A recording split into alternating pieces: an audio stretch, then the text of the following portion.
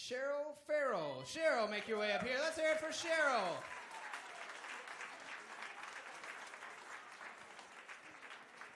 All right, guys, you are settled back into your seat.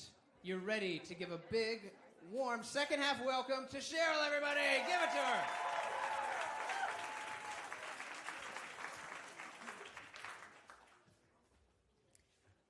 I've been married for 35 years to the same man, continuous years.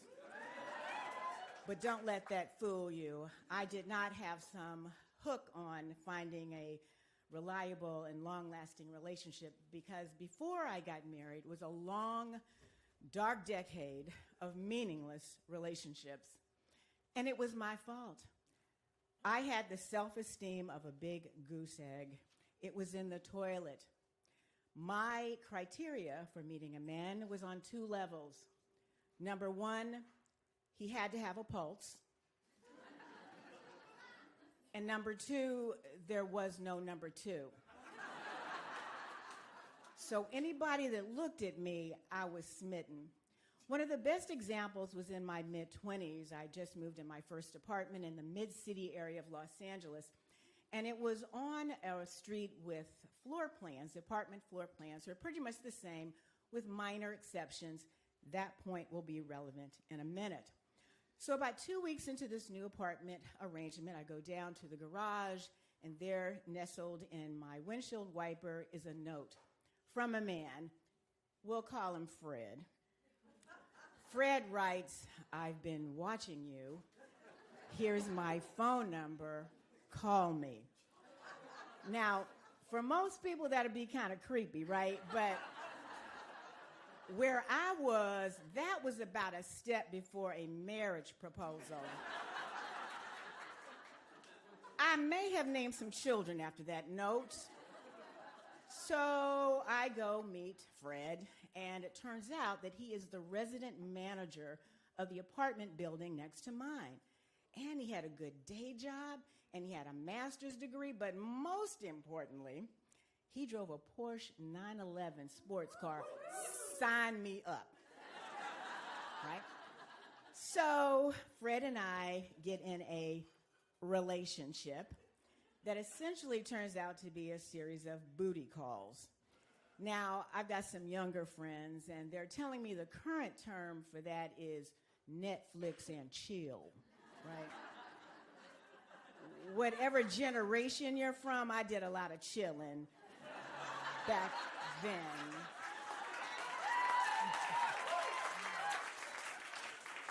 And there were these indignities. We never went out.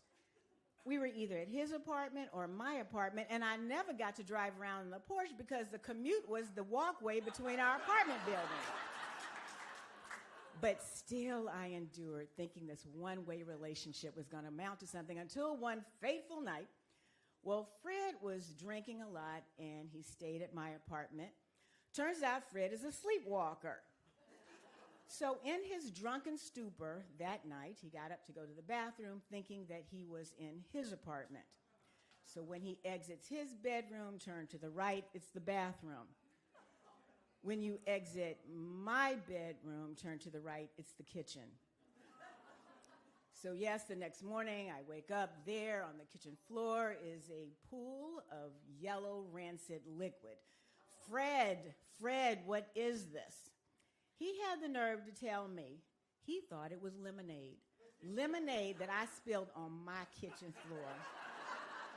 Now, my self-esteem was low, but I knew what rock bottom was, and that was it. So Fred and I never saw each other romantically again, and it took me a long time to get over him. And I went to music therapy. That's where, you find a song that fits the lyrics to what you're going through. And as fate would have it, in 2001, Gladys Knight releases a song entitled "Love Hurts." I am not making it up. Google it. And there is a line in it that I'll sing for you, just one line. And it goes like this. Love hurts and it don't. Love don't always work. Love stings and that's what caught me. Was she saying love stings like a bee? Or was she saying love stinks like some pee?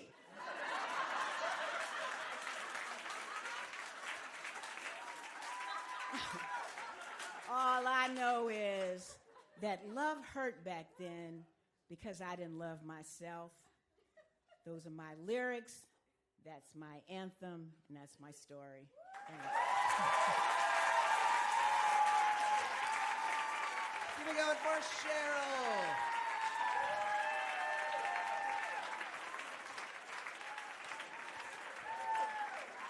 Great start to the second half. Let's see who is next.